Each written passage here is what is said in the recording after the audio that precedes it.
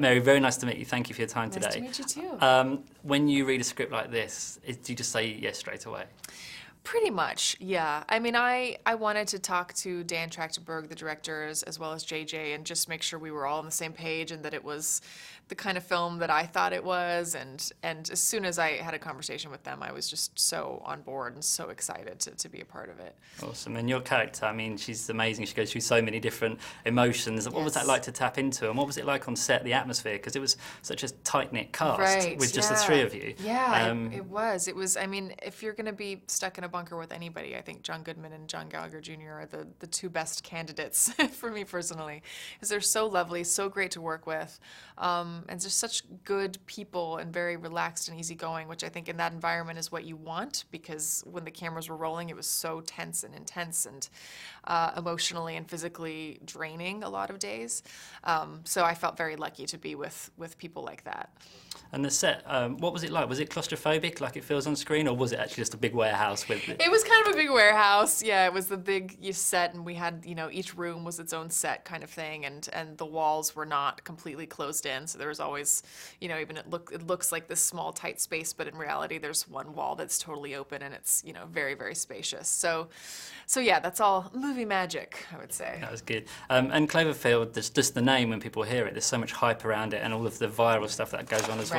What does it feel like to be part of that franchise, I guess? It feels so cool. I mean, it's great to be a part of something that people are curious about, and that they want to know what's going on and how it's connected or how it's not connected. And it's really exciting just to know that this movie is really cool and that people are going to see it and enjoy the ride, And your career choices, I love them because you do a lot of indie stuff, but you do a lot of the big stuff too. How do you pick these roles? How do you choose which ones to do? I guess I tend to go after, first and foremost for me, it's usually the role, just because even if something is a good script and it's good people involved, if it's a role where it's like I'm very passive and I'm not doing anything interesting, it's hard for me to kind of get on board. So I get really excited when I read a role like this where I just get to run the gamut of everything that I can do, really, and that's so much fun for me.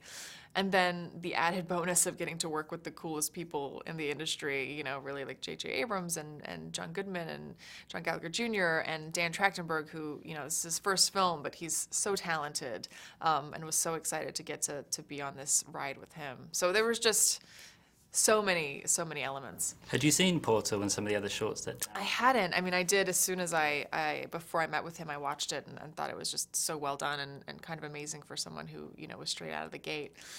So I was really excited to see what he would do with this.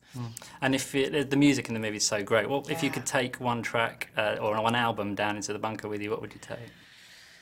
One album? Oh my gosh, it's so hard. It was nice you had a big jukebox, I guess. So I know, yeah, a mix of everything. I'm so, music is such a big thing for me, and there's so many albums, and I kind of go through phases of things I'm obsessed with. Right now, I'm kind of obsessed with Charlotte Gainsbourg, but I think that maybe would be a little too moody for being stuck in a bunker. Might get a little sad. So maybe something more like, like the Shangri-Las or something. Keep things a little uplifted. Yeah, and what have you got coming up after this now? This week I just started shooting a TV show called Brain Dead for CBS, which is from the creators of The Good Wife, and it's kind of a political satire about aliens in Washington, D.C.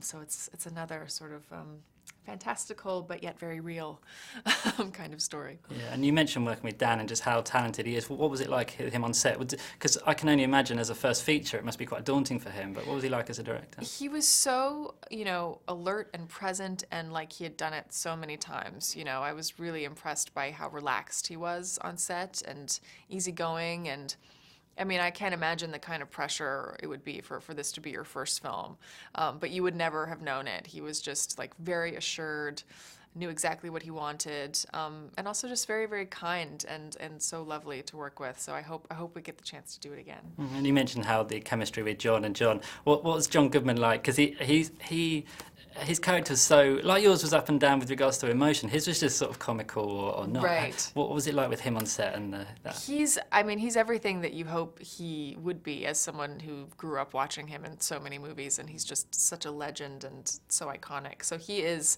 that lovable, John Goodman that we all know. And in this role, he gets to be something else entirely. So it was a little bit surreal watching this, actor that I love so dearly be so intimidating and creepy. But he does it so well. Brilliant. Well, I love the film. Thank you so much for your time today. Thank you so much. Ladies and gentlemen, you're watching Hey You Guys! Hey You Guys, huh? Hey, you guys. Is that from the Goonies? It is indeed, yes. Nice. Hey!